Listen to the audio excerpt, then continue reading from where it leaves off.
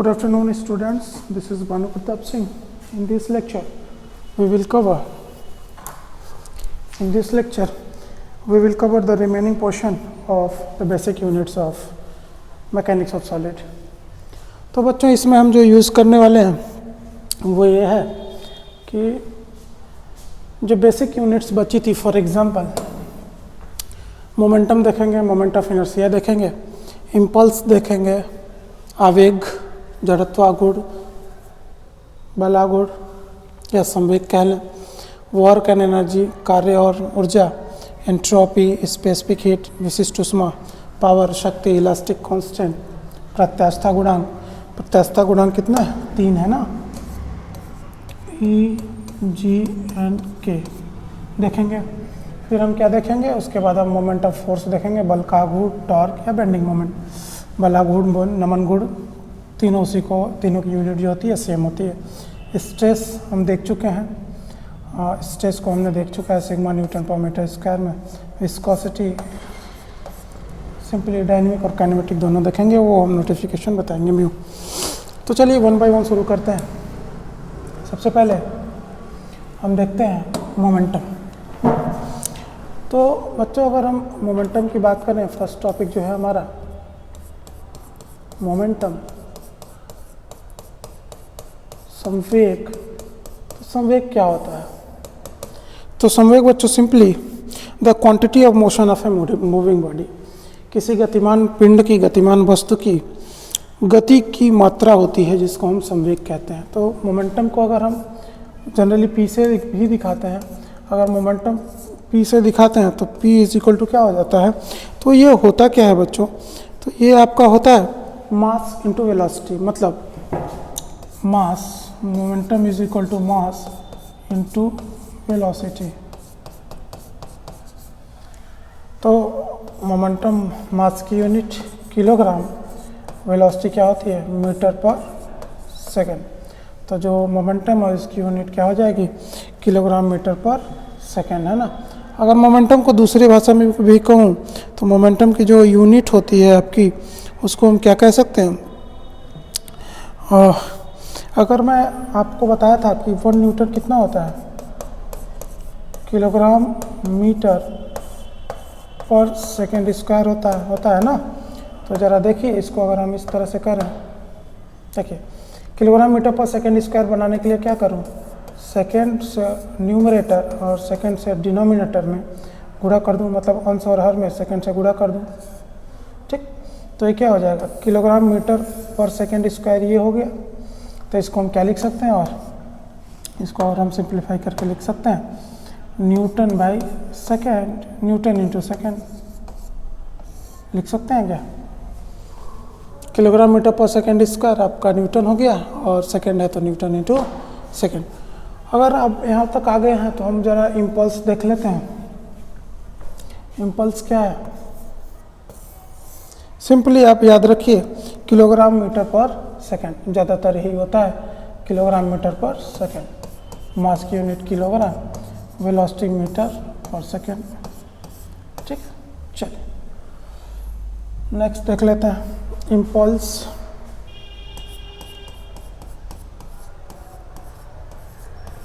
आवेग क्या होता है?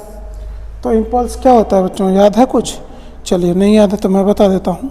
इम्पल्स आपका होता है फोर्स इनटू टाइम, मतलब it is the cyclic integral of force over interval of time. किसी एक निश्चित समय में बल का एक चक्रीय समाकलन होता है जिसको हम क्या कहते हैं? आवेग कहते हैं। तो आवेग को देखने के लिए हमें सबसे पहले उसको, अगर हम इम्पल्स की बात करें तो इम्पल्स क्या होता है? Force over a period of time, यानी फोर्स इनटू टाइम। तो यूनिट क्या हो जाएगी फोर्स की? न्यूटन, और टाइम की सेकेंड। तो जो इम्पल्स की यूनिट आती है उसको हम क्या कहते हैं? उसको हम रिप्रेजेंट कर सकते हैं व्हाट? न्यूटन इंटू सेकेंड से, ठीक है। चलिए आगे बढ़ा जाए बच्चों। एक्चुअली मैकेनिक्स में इम्पल्स जो होता है integral of a force over the time interval होता है ना। Integral of the force over a time interval, उसी को हम क्या कहते हैं? इम्पल्स कहते हैं। नेक्स्ट हमारा जो प्रॉपर्टी है उसको देख लेते हैं, मोमेंट ऑफ इनर्शिया। चलिए,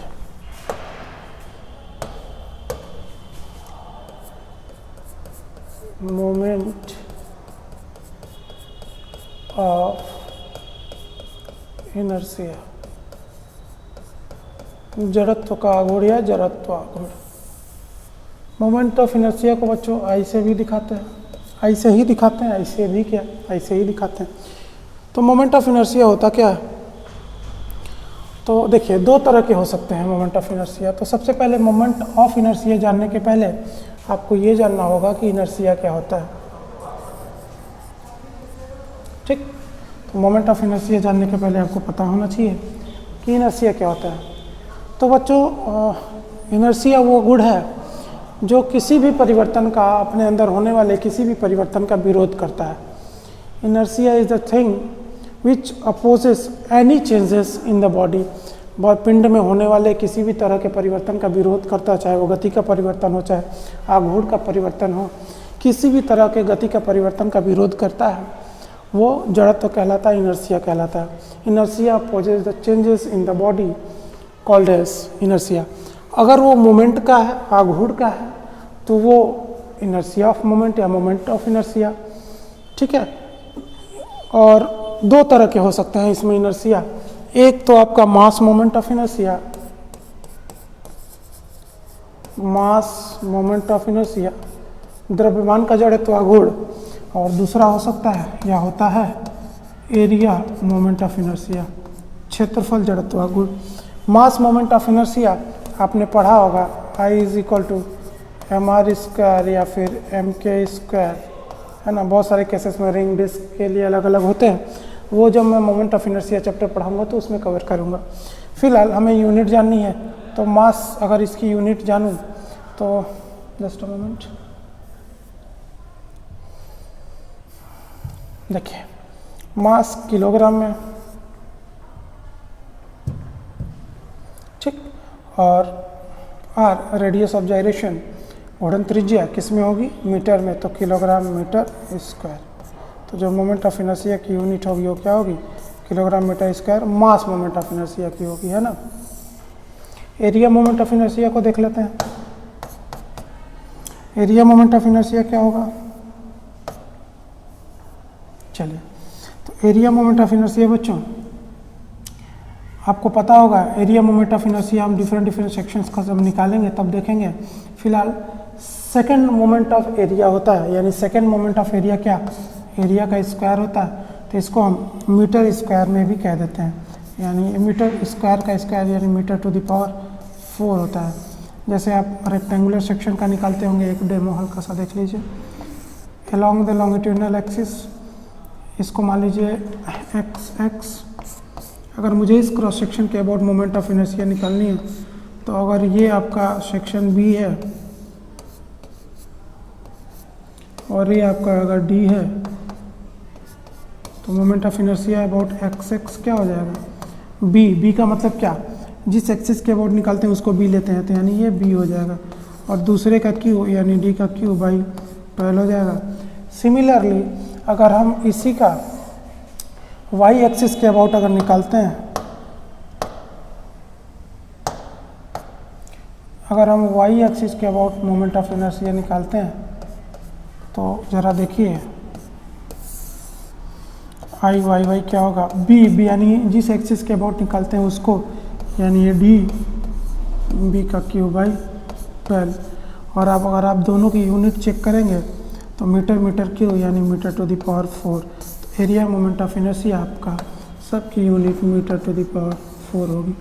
ठीक है, तो दो तरह के मास मोमेंट ऑफ इनर्शिया और एरिया मोमेंट ऑफ इनर्शिया, दो मोमेंट ऑफ इनर्शिया हैं। हम जब कराएंगे तो उसको डेराइव कराएंगे, जो पैरेलल एक्सिस थ्योरम या परपेंडिकुलर एक्सिस थ्योरम है वो पढ़ाएंगे तो हम बताएंगे। फिलहाल हमें बेसिक यूनिट्स जानना है और समूह जानना है। ठीक है, मोमेंट ऑफ इनर्शिया आपका हो गया, इम्पल्स हो गया, वर्क एंड एनर्जी देख लीजिए, कार्य और ऊर्जा। तो कार्य और ऊर्जा की यूनिट आप लोगों को पता होगी, वैसे नहीं पता है तो चलिए हम बता देते हैं, है ना। तो वर्क कार्य और या फिर ले लीजिए क्या, एनर्जी। क्या होगी बच्चों इसकी यूनिट? तो चलिए, वर्क एंड एनर्जी की यूनिट होती है बच्चों जूल, है ना, आपको पता होगा।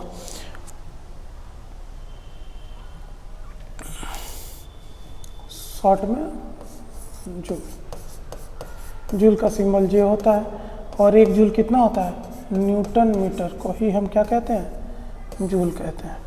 नेक्स्ट आपकी प्रॉपर्टी क्या है, नेक्स्ट आपका जो भी यूनिट है उसको देख लेते हैं। एनर्जी का भी वही है जो वर्क का है, एंट्रोपी का देख लेते हैं। तो एंट्रोपी की क्या होगी बच्चों,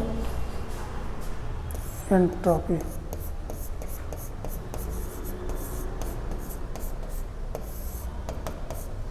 एंट्रोपी का देख लीजिए, है ना। एंट्रोपी की यूनिट आपको पता होनी चाहिए, नहीं पता है तो थर्मोडायनेमिक्स में आप पढ़े होंगे, फिर भी नहीं पता तो चलिए मैं बता देता हूँ। एंट्रोपी होता है बच्चों आपका जूल पर केल्विन, है ना, जूल पर केल्विन। और जूल क्या होगी, तो जूल न्यूटन मीटर लिख सकते हैं बाई केल्विन।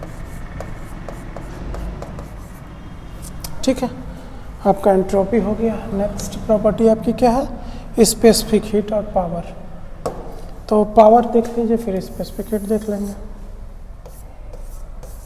पावर यानी शक्ति, तो पावर की यूनिट होती है जूल पर सेकेंड, और जूल पर सेकेंड को ही हम क्या कहते हैं, वॉट कहते हैं। ठीक, और जूल को न्यूटन मीटर में कर सकते हैं। और क्या बचा है आपका, अब आपका बचा है स्पेसिफिक हीट। ठीक है, नेक्स्ट देख लेते हैं स्पेसिफिक हीट, है ना। और कोई बचा है, नहीं बचा होगा। स्पेसिफिक हीट, दो तरह के स्पेसिफिक हीट होते हैं बच्चों। एक वो जो कांस्टेंट प्रेशर पे होते हैं, specific heat at constant pressure, समान दाब पर विशिष्ट ऊष्मा। और दूसरा होता है specific heat at constant value, समान आयतन पर विशिष्ट ऊष्मा। अब समान दाब पर विशिष्ट ऊष्मा या समान आयतन पर विशिष्ट ऊष्मा क्या होती है, इसकी यूनिट होती है जूल पर किलोग्राम केल्विन, है ना, डिग्री सेल्सियस में भी लिखते हैं। और अगर किलो जूल नहीं होती है बच्चों, जूल होती है, ऐसा ही है, वो पावर फैक्टर है किलो, आपको मैंने पढ़ाया है power factor, joule per kilogram kelvin होती है। और सीपी और सीवी में कुछ रिलेशन होता है, एयर के लिए मैं दे देता हूँ आपको।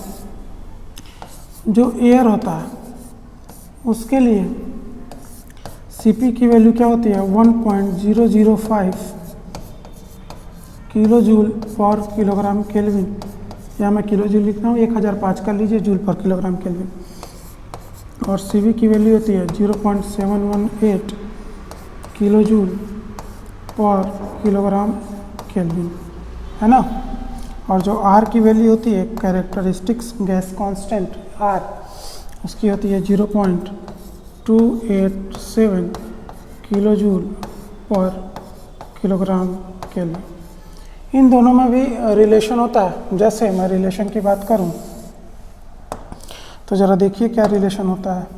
चलिए, Cp minus Cv is equal to R होता है पहला, और दूसरा होता है Cp बाई Cv, जिसको एडियाबैटिक कांस्टेंट कहते हैं, गामा होता है। एयर के लिए इसका मान 1.4 होता है, आप करके देख लीजिए 1.4 आएगा। ठीक है, Cp minus Cv is equal to R, Cp by Cv is equal to gamma. ठीक है, तो ये आपका स्पेसिफिक हीट से रिलेटेड था जो मैंने बता दिया।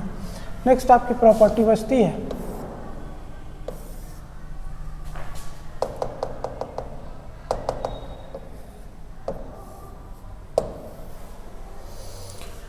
इलास्टिक कांस्टेंट ई, जी और के।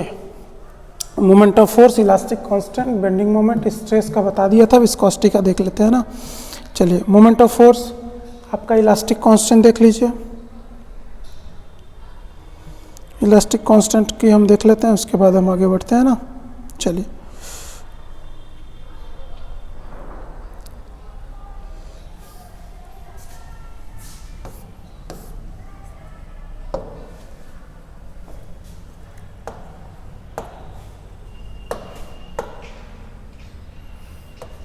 ठीक,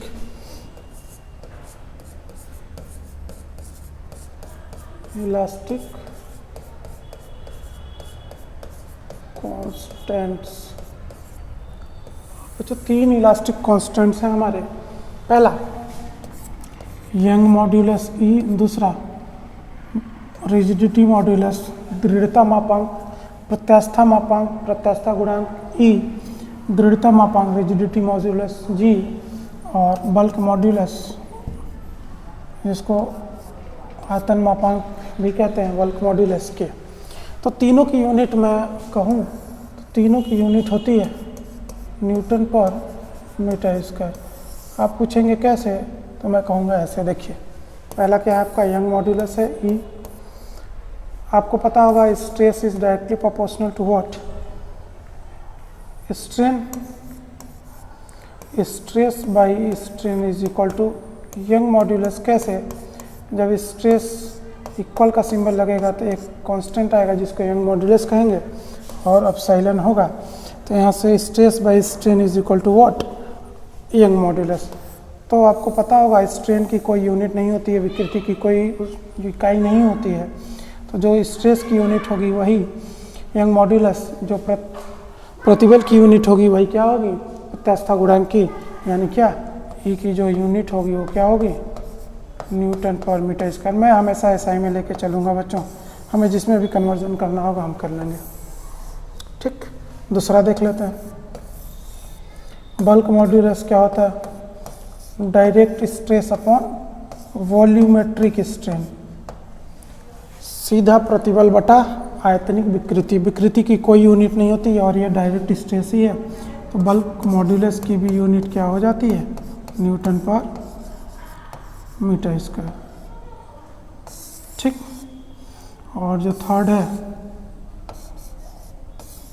वो है बल्क मॉड्यूलस के, सॉरी थर्ड हमारा क्या है, रिजिडिटी मॉड्यूलस दृढ़ता मापांक जी। क्या होता है, टाउ अपॉन गामा, मतलब टाउ शियर स्ट्रेस है हमारा, कर्तन प्रतिबल है, यूनिट होती है स्ट्रेस की जो होती है न्यूटन पर मीटर स्क्वायर, और ये हमारा गामा शियर स्ट्रेन है, तो इसकी भी कोई यूनिट नहीं है, तो यानी जो जी है, जो दृढ़ता मापांक है, जो मॉड्यूलस ऑफ रिजिडिटी है, उसकी भी यूनिट क्या हो जाएगी, न्यूटन पर मीटर स्क्वायर। इसीलिए मैंने कहा जो तीनों कॉन्स्टेंट्स हैं, ई हो, यंग मॉड्यूलस हो, चाहे बल्क मॉड्यूलस हो, चाहे रिजिडिटी मॉड्यूलस हो, तीनों की जो यूनिट होती है वो क्या होती है, न्यूटन पर मीटर स्क्वायर होती है। और आपका क्या बचा है, मोमेंट ऑफ फोर्स, टॉर्क और बेंडिंग मोमेंट। स्ट्रेस को तो मैं बता ही दिया था, स्ट्रेस क्या होता है,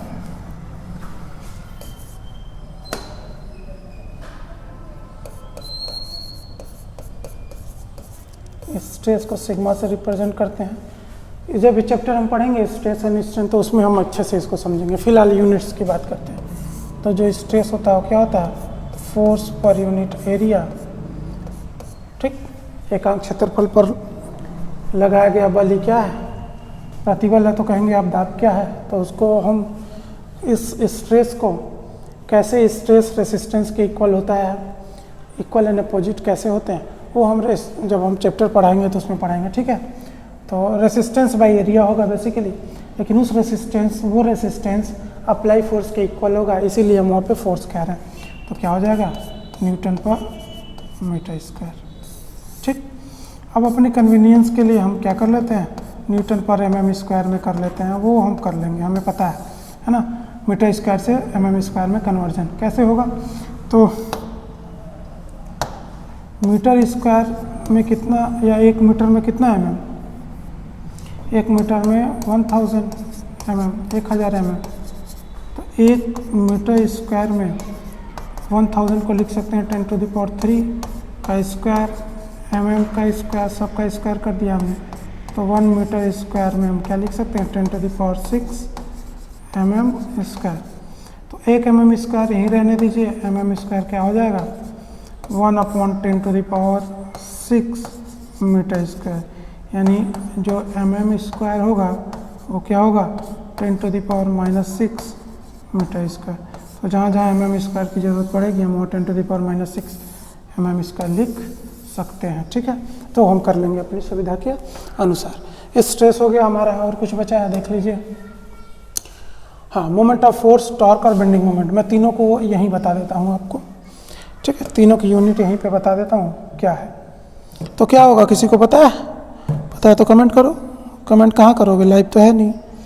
चलो हम देखते हैं। जस्ट अ मोमेंट, एक थोड़ी सी प्रॉब्लम है।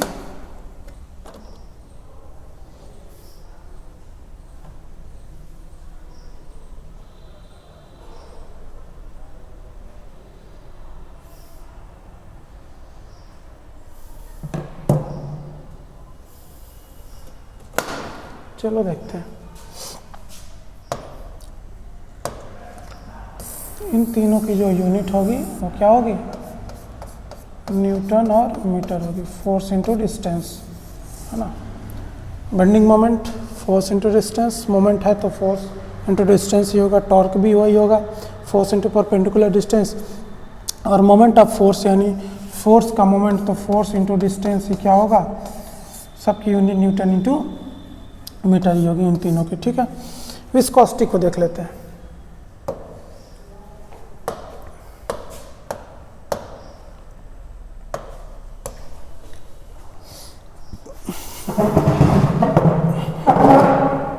विस्कोसिटी को देख लेते हैं, लास्ट टॉपिक हमारा है विस्कोसिटी।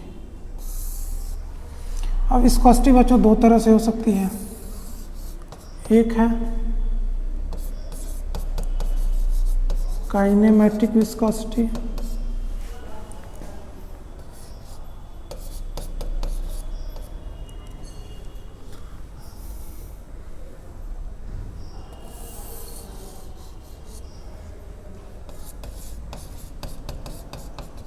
जिसको हम न्यू से दिखाते हैं, इसको न्यू कहते हैं। और दूसरा डायनेमिक विस्कोसिटी। पहले काइनेमेटिक समझ लेते हैं, उसके बाद हम डायनेमिक समझते हैं ना। चलिए, और दूसरा डायनेमिक विस्कोसिटी म्यू। स्लो इसमें राइटिंग कर रहा है,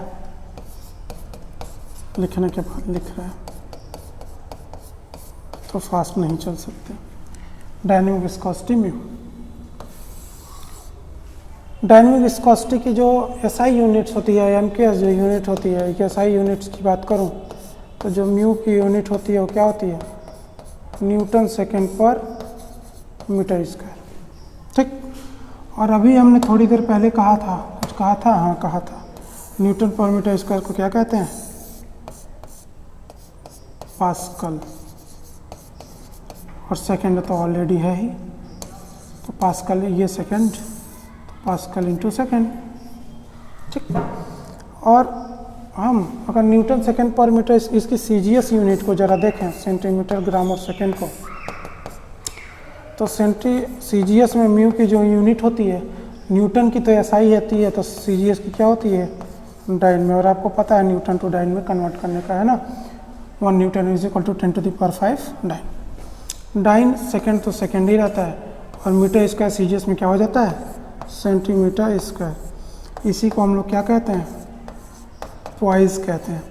तो 1 पॉइस क्या होता है, 1 डाइन सेकेंड पर सेंटीमीटर स्क्वायर। ये भी विस्कोसिटी की यूनिट है, लेकिन सीजीएस में। न्यूटन का हमने सीजीएस में डाइन किया, सेकेंड का सेकेंड है, मीटर स्क्वायर का सेंटीमीटर स्क्वायर है। अब मैं बात करूं, अगर पॉइस से हमें Newton second per metre square लाना है तो क्या होगा, तो बच्चों सिंपल सा है कि 1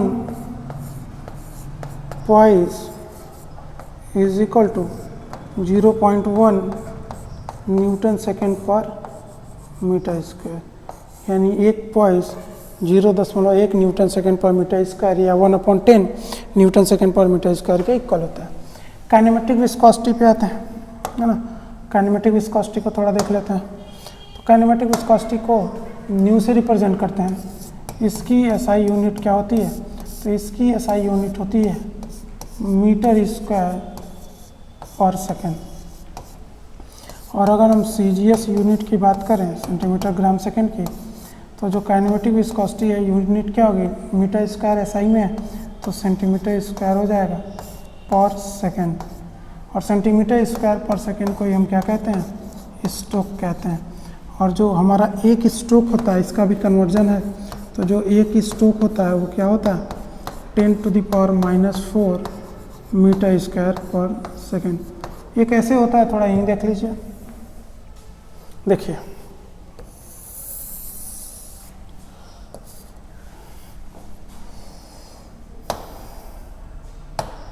देखिए कैसे मैंने किया। हमने कहा आपको सेंटीमीटर स्क्वायर से पर सेकेंड से कहाँ जाना है, मीटर स्क्वायर पर सेकेंड में जाना है। तो देखिए सेंटीमीटर से मीटर में चले जाइए, कोई इशू नहीं है, सेंटीमीटर है, सेंटीमीटर स्क्वायर से मीटर स्क्वायर में जाएंगे, क्या करेंगे, छोटे यूनिट से बड़े यूनिट में जा रहे हैं, तो माइनस या डिवाइड करिए कितने से, 10⁴ से, तो ये क्या हो जाएगा, अगर हम 10⁴ से डिवाइड करते हैं तो 1/10⁴, 1/10⁴ कर लेते हैं तो मीटर स्क्वायर पर सेकंड, तो सेकंड है ही, सेंटीमीटर स्क्वायर से मीटर स्क्वायर में क्या 1/10⁴, या 10⁻⁻⁴ से गुणा कर लीजिए, इसको ऐसे भी लिख सकते हैं क्या 10⁻⁻⁴ मीटर स्क्वायर पर सेकंड। तो बच्चों 1 सेंटीमीटर स्क्वायर पर सेकंड से मीटर स्क्वायर पर सेकंड में जाएंगे, 10⁻⁻⁴ का गुणा करेंगे, वही हमने यहाँ पे किया है, ठीक है। उसी को हम स्ट्रोक कह रहे हैं, स्ट्रोक किसको कह रहे हैं, सेंटीमीटर स्क्वायर पर सेकंड पे, ठीक है। तो ये आपका बेसिक्स ऑफ विस्कोसिटी का आपका टर्मिनोलॉजी है, यूनिट्स है, CGS और SI दोनों में। इस तरह से हमारे सारे जो बेसिक यूनिट्स थे इस चैप्टर के ख़त्म हो गए। अगर कुछ यूनिट्स बचे हैं, कुछ यूनिट्स 1-2 जो बचे होंगे, वो जब हम थियरी कवर करेंगे, जैसे perpendicular axis theorem, parallel axis theorem, बहुत सारे कुछ बचे हैं मोमेंट ऑफ इनर्शिया में। तो जब हम मोमेंट ऑफ इनर्शिया का चैप्टर पढ़ेंगे या जब हम किसी भी चीज़ का मोमेंट ऑफ इनर्शिया निकालेंगे तो उसमें हम डेराइव कराएंगे, तो वो चीज़ें हम देख लेंगे कि मोमेंट ऑफ इनर्शिया क्या है, सेकेंड मोमेंट ऑफ इनर्शिया क्या है, या एरिया मोमेंट ऑफ इनर्शिया क्या है, वो सारी चीज़ें हम एक्सप्लेन करेंगे। ये बेसिक सी चीज़ें थी, ये दूसरा लेक्चर था, ये बेसिक सी चीज़ें थी जो मुझे यहाँ पे बतानी थी आप लोगों को, ठीक है। आई थिंक कोई प्रॉब्लम नहीं हुई होगी। अगर कोई प्रॉब्लम होती है, कोई चीज़ मिस होती है तो उसको आप हमें बताइए, ठीक है। चलिए इस लेक्चर्स को मतलब इंट्रोडक्शन में ये जो आपका बेसिक यूनिट्स है वो ख़त्म होता है। यहाँ पे हम स्ट्रेस और स्ट्रेन चैप्टर जल्दी स्टार्ट करेंगे, ठीक है बच्चों। चलिए बाय।